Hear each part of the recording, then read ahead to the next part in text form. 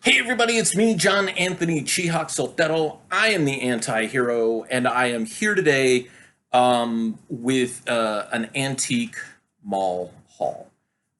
There's an antique mall not too far away from my home.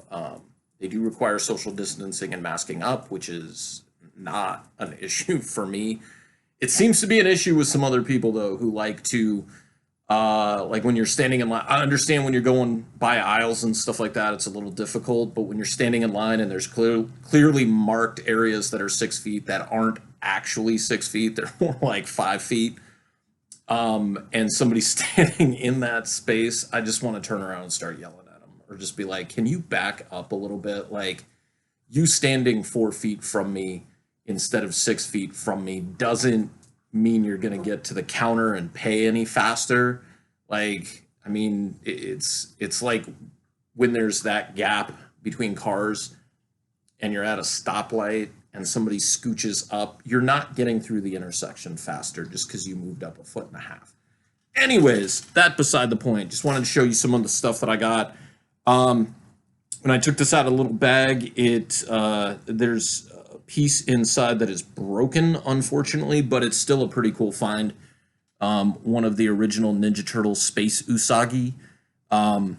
His legs are really like limp, so I'll probably have to get something that'll hold him up and like hover a little bit. But that's pretty dope. It was a new booth that has a lot of not necessarily vintage stuff. I mean, that's from the 90s, so that's really cool. They had some other Ninja Turtles as well, and some wrestling figs and stuff like that. But it's one of those things that's like potentially hit or miss, you know. All right, so dollar comics that I got: the Wizard Cliffhanger preview book with artwork by Campbell, Ramos, and Madrera. And it's just fun because I remember getting this book in the issue of Wizard, and it was shot up in price. This person just had it for $1 in a box, and then unfortunately they're also putting the stickers on the covers of the books that aren't bagged and boarded. And this is a preview edition of Brian Pulido's Belladonna for Avatar. But I know some tips and tricks to get that sticker off without messing up the book. Namor 64-page annual. This is Namor annual number 3. It is still polybagged. This is from the 90s when they were doing all the annuals at Marvel that all came polybagged, and they all came with a card, and they all featured the pulse-pounding premiere of a brand new Marvel superstar. And this character's name is the Assassin.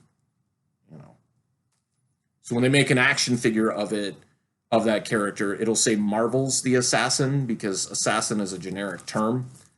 Fly number 1.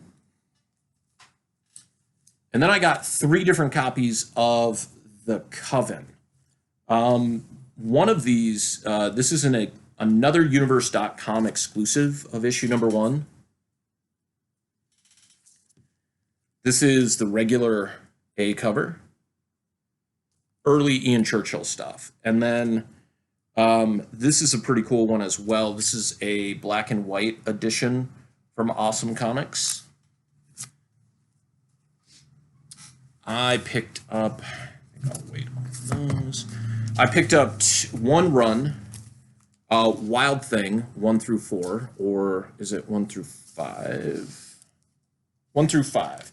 So this is from the M2 line, if you guys remember.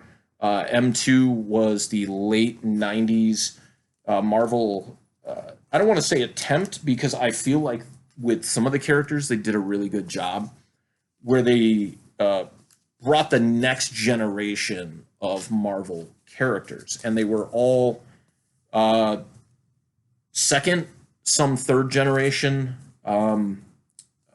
characters that had legacy. Like, this is the daughter of Wolverine, and I believe Psylocke, because she's got the psionic claws. So this is kind of the character that, I mean, if you're gonna get into like X-23, this is a character that predates X-23. So it's issues 1 through 5, which is pretty cool. They had ash cans ash cans upon ash cans of Wildcats. There's the, can't really see it very well on screen. It looks yellow, but it's actually like a neon green. This is an ash can for number 5, and it's like a yellow-orange. And then this, I don't know what number this is for, but it's still sealed. You'll see right there, it's a sticker, and it goes all the way around, and that was actually on the price tag as well. It said still sealed, and I was just like, what does that mean? And I just noticed it right now, so that's pretty dope. Then they had this one. This was all from one booth. This is still polybagged, and the polybag has these characters printed on it, so this is pretty dope.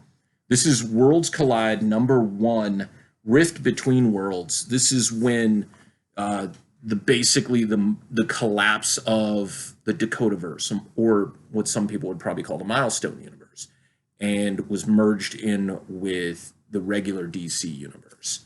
So this is pretty sweet. You've got Rocket, you've got Static on the cover, you've got Hardware. I'm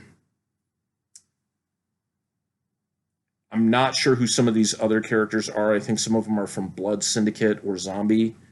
I can't see a Icon on here, but Rocket's on here, so Icon is definitely represented. That's a really cool book as well. The dollar books that I got, the ones that had the price tags on them, they actually had a copy of that book, and it was $1, but the top staple was detached, and I was just like, yeah, not even for $1. Because I'm weird. And then the holy grail of what I found today. Oh, God. I owned this back in the day. I think I bought it from Walmart for like $5 or $7, like way back then. And I'm pretty sure it's out of print. And it's in my DVD player right now, and I'm gonna queue it up.